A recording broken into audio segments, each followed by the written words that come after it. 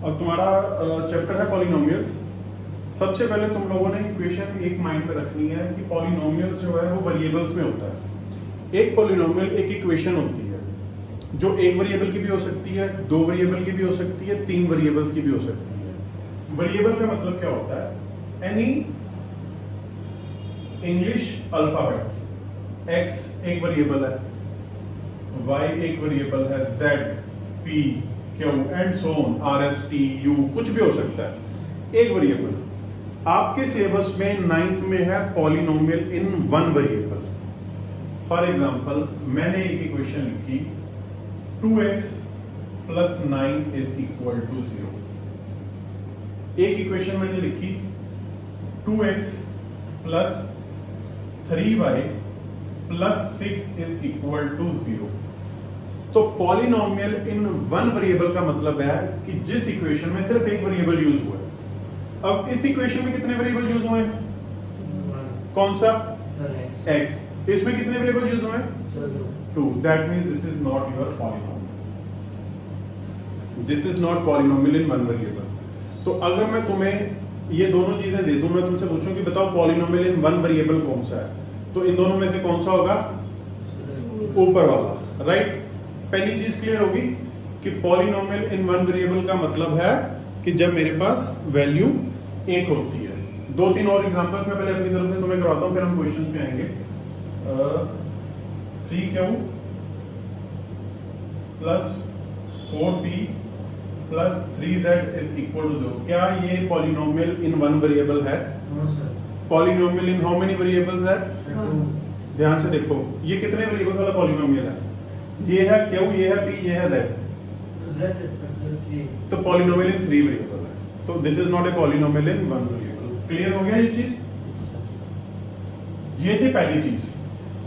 अब इक्वेशन मेरे पास अगर फॉर एग्जांपल ये पहला था मेरी वेरिएबल। अब हमने चेक करनी है, जो तुम्हारा अगला पार्ट है वो है डिग्री। तुम लोगों ने लर्न करना है डिग्री। डिग्री क्या होती है? पहले तो तुमने चेक किया कि मेरा पॉलिनोमियल इन वन वेरिएबल है। अब मैं तुम्हें एग्जांपल देता हूं 2x + 9 3x² + 4x + 5 4x³ + 9x 4x³ + 9x² + 10x + 3 4x³ + 9y² + 10x + 3। मैंने चार इक्वेशंस बच्चों लिखी हैं। सबसे पहले मैं आपसे क्वेश्चनिंग करता हूं, पॉलिनोमियल इन वन वेरिएबल इसमें से कौन कौन सा है? ये है, ये है, क्यों? होने दो, होना एक चाहिए वेरिएबल, चाहे वो 2 बार रिपीट हो चाहे 3 बार रिपीट हो। इसमें 3 बार रिपीट हो रहा है, पर रिपीट तो एक्स ही हो रहा है ना। अगर एक ही अल्फाबेट बार बार रिपीट हो रहा है तो भी मेरा पॉलिनोमियल इन वन वेरिएबल है। क्लियर हुआ रियांश? कि मेरा एक वेरिएबल होना चाहिए, जितनी बार मर्जी रिपीट हो रहा हो तब भी वो पॉलिनोमियल इन वन वेरिएबल है। तो मतलब कॉमन नहीं होना चाहिए, जैसे वो x का स्क्वायर है, तो अगर x होता तो वो पॉलिनोमियल होना था।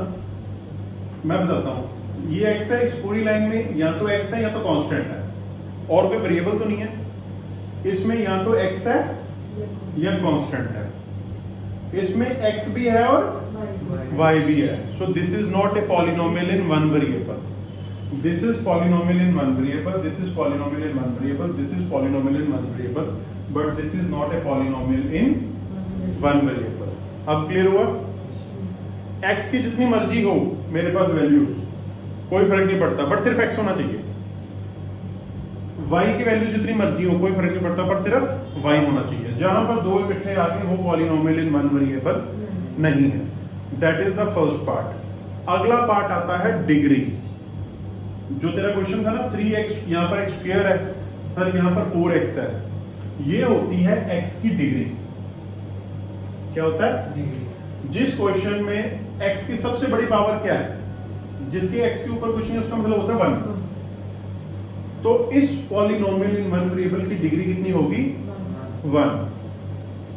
इस पॉलिनोमियल की डिग्री कितनी होगी 2, क्योंकि x की सबसे बड़ी पावर कितनी है 2।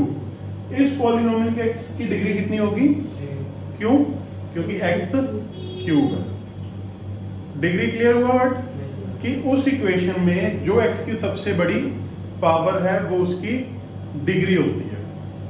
दूसरी चीज याद करनी है तुम लोगों ने, चलो पहले इतना क्लियर हुआ, इसको अपनी लैंग्वेज में एक बार लिखो।